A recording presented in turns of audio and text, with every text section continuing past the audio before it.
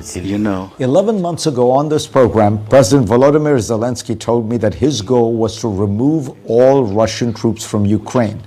The interview took place during a time of triumph, just as Ukrainian soldiers seized Kharkiv back from Russian control. Today, the picture looks very different.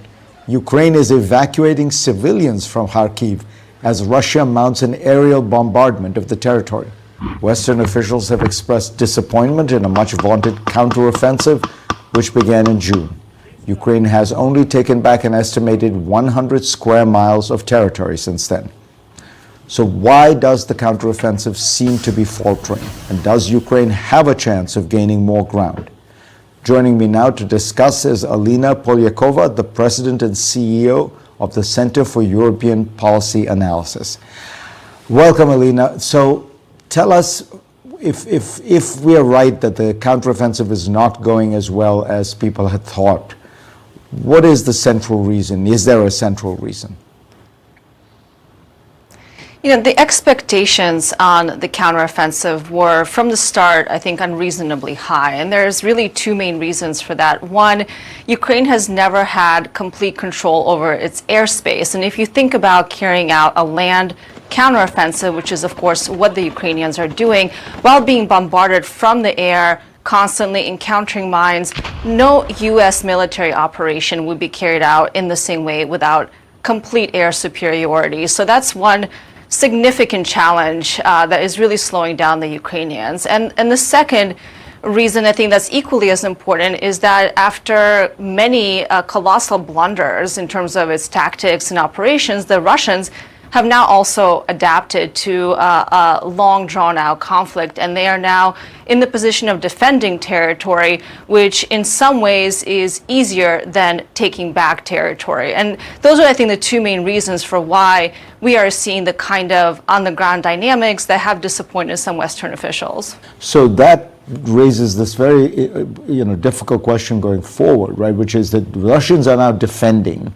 And they've often dug into these positions and they've put landmines in, and the Ukrainians are trying to attack. And, traditional NATO doctrine would say you need, a 3-to-1 advantage in manpower, maybe a 4-to-1 advantage to achieve any kind of victory. Is it possible for the Ukrainians to break through these Russian, they've got landmines, then they've got trenches, then they've got artillery behind the trenches? Look, everything is really unknown in the fog of war, right? Certainly right now, it doesn't look like Ukraine is in an enviable position. They're also taking high casualties. Over the last year and a half or so, the Russian side has dug in. They have mined the areas between themselves and the Ukrainian advance very, very heavily. That is hurting the Ukrainians in huge ways. A lot of the weapons that the West provided earlier on in the war, tanks, for example, are being taken out by these mines at a higher number than I think many anticipated. And I think now is the moment to rethink our Western policy as well, because we weren't prepared for this kind of war.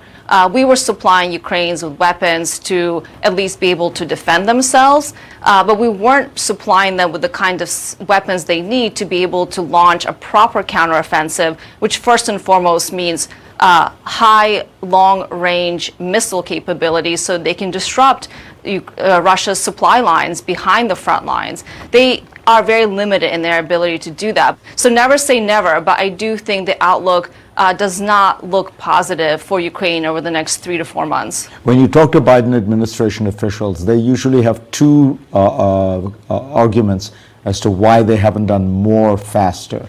One is that the Ukrainians need to be trained on this equipment. The second is that with longer range missiles, there is a balance. You don't want to use missiles that attack deep into the heart of Russian territory, which could give the Russians the provocation to feel that they were at war with NATO, to use tactical nuclear weapons, to get much more aggressive in terms of their aerial bombardment of Ukrainian cities. What do you think of those arguments?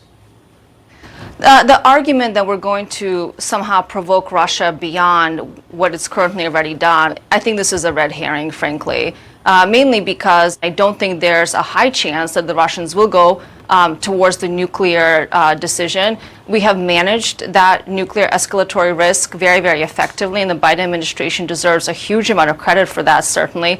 And it's not in the Russian interest, because they would lose whatever alliances or partnerships they still have with countries like China, with India, who do not approve of nuclear use and have made that very clear, even publicly as well as privately, to the Russians. And my second point would be in terms of reaching further into Russian territory by the Ukrainians. Well, look, this is war. If you're not able to disrupt your enemy's supply lines, if you're not able to hit their centers of operations, even on Ukrainian territory, the Ukrainians cannot fully reach Russia's logistics and supply lines in their own country. And I think this is where the real problem is. Ukraine has no interest in attacking Russia. They don't want to escalate this war.